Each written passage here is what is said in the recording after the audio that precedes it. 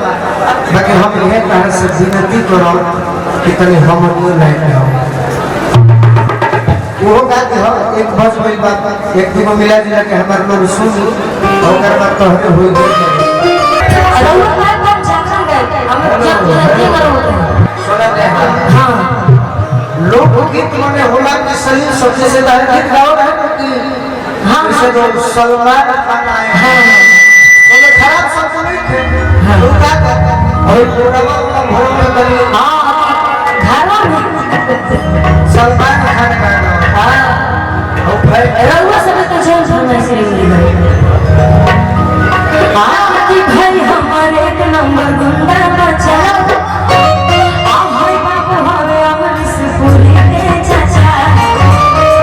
ये दिन में टंगा जगा बापरा में कचा जगा ये दिन में टंगा जगा बापरा में कचा जगा ये तोहरा पे सब करवाया है ये घर से निकल कटरी गल में सलमान खान आया है आई देखा कितना लोग का बात करने के लिए काहे बहुत अच्छे झूठ है कि सड़िया अपने ले ले आयो मन मन जरिया लागे आई के अंदर कई दिन करिया आजा खरीद ले हाथ बजर हसड़िया राजा जी ahoy belam jago karya raja ji bahagia rakyat karena hawa ani dia dan pai ke dunia ye raja ji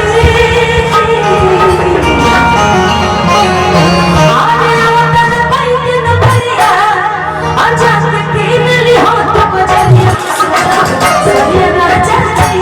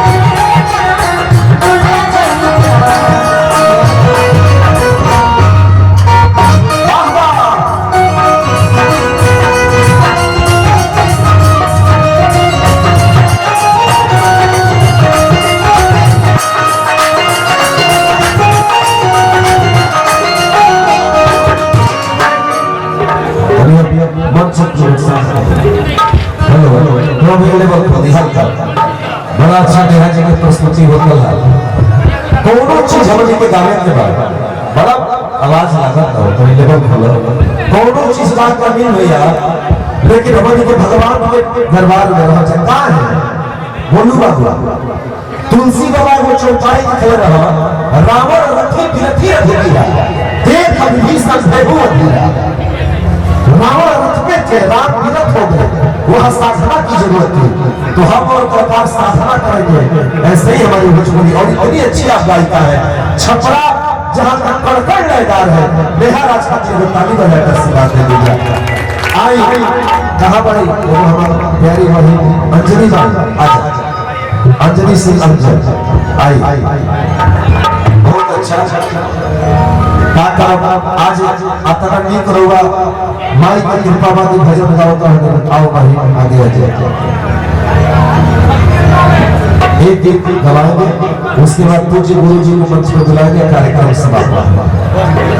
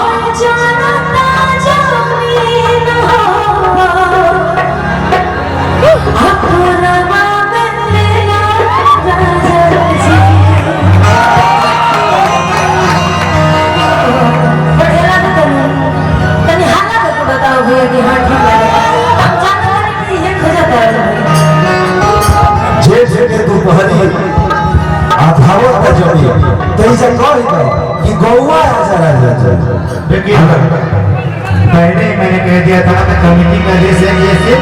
झगड़ाता है तो कुछ ऐसा उसी तरह का गीत होना चाहिए कि किसी को भी बुरा ना लगे श्रृंगार में कुछ गा दी जो अच्छा लगे ये है राज्य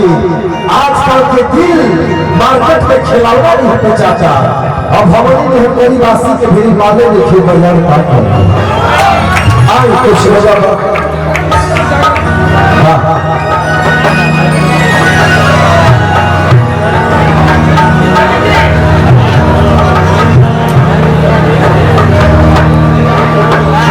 तारा खातिर कहता नहीं सिंहुरिया आम के कदराई नीक लगेला आ सुंदर शरीर के देख के अगराई नीक लगेला तारा निहन के हुदा देवरी दबा के छत पे भागेला त काजल काहे दिल पर प्यार में पगलाई नीक लगेला हम चाहते नेहा जी के माई के करे हमनी के अभिभावक परम पूज्य पिताजी हरेंद्र ठाकुर जी बैठे बने गोलू राजा बाबू जी गोल आई नहीं